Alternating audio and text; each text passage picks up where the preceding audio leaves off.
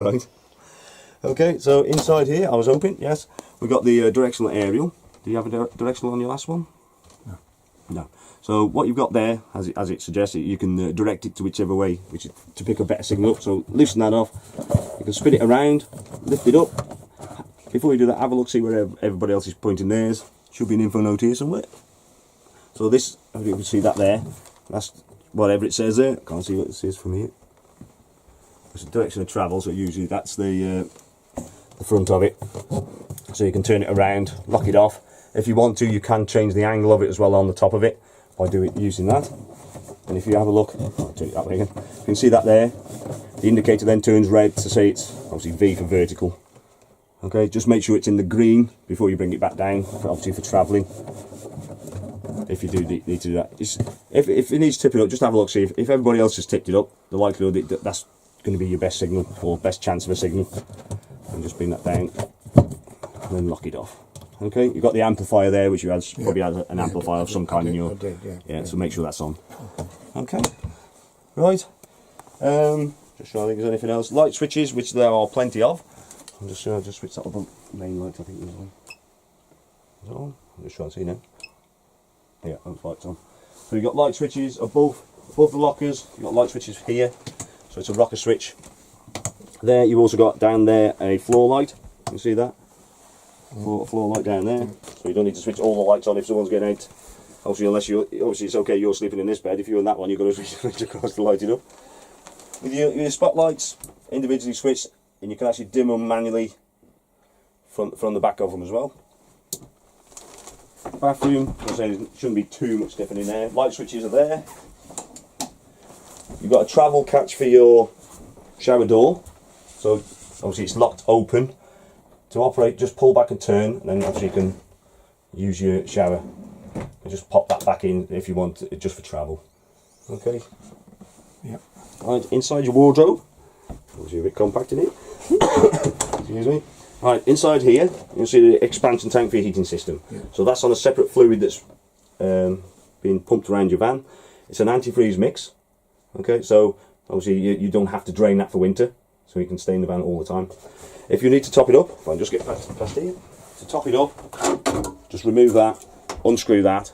Obviously make sure you put an antifreeze mix in there. There are two different types, so just make sure you put the correct one in.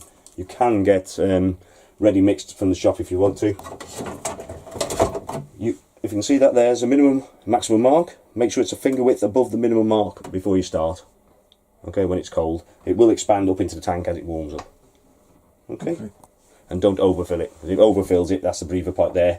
We've had one customer who has overfilled it. It ended up going all over their clothes, and they weren't very happy, to be honest.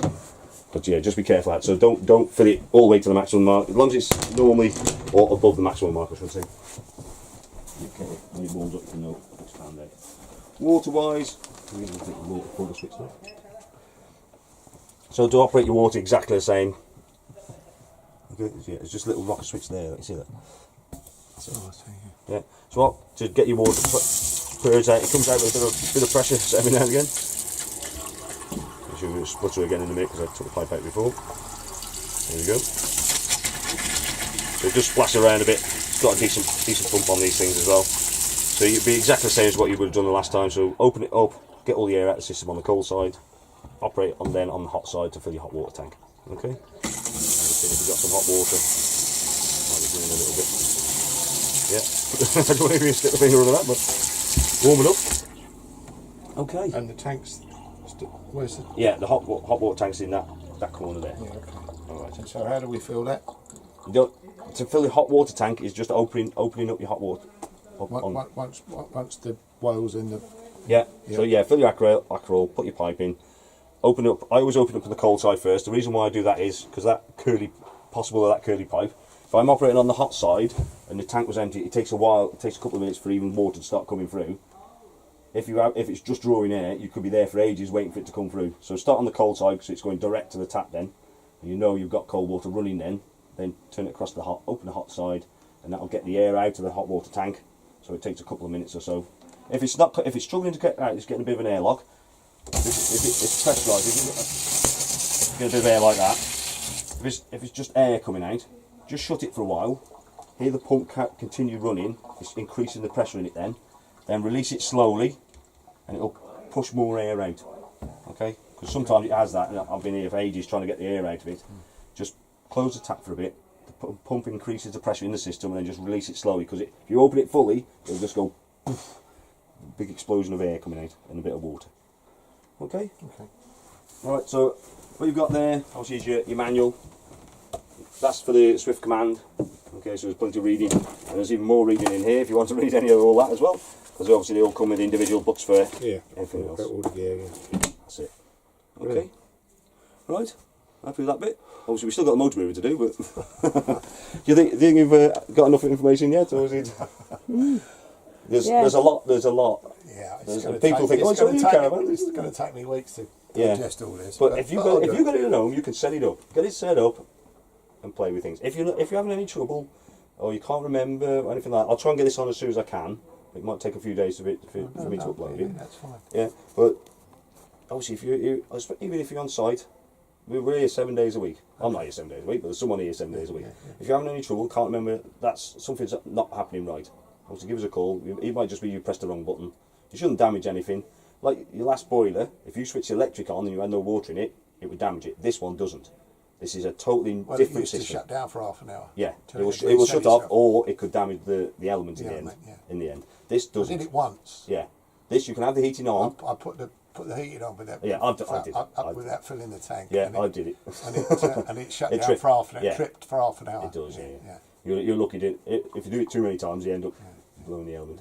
But you can operate this system with no water in it.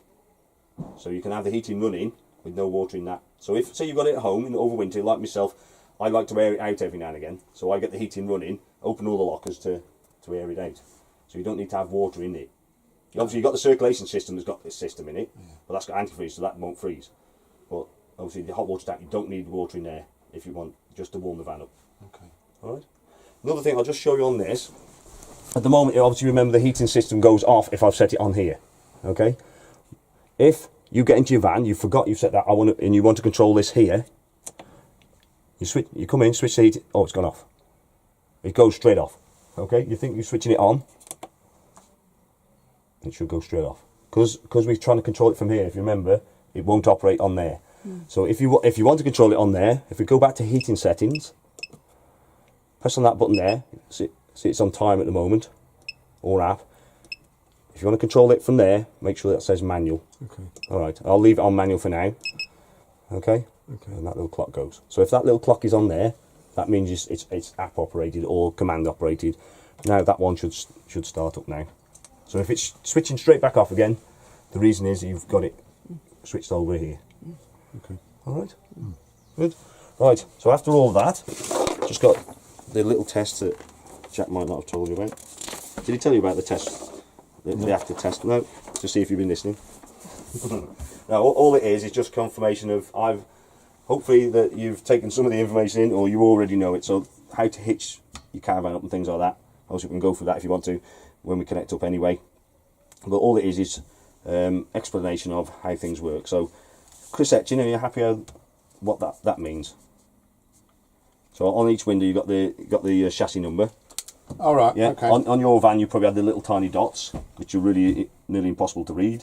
On these ones now, you've got a main one there, so it's really clear. You obviously got it on the plate by the door. There's also one in the gas locker.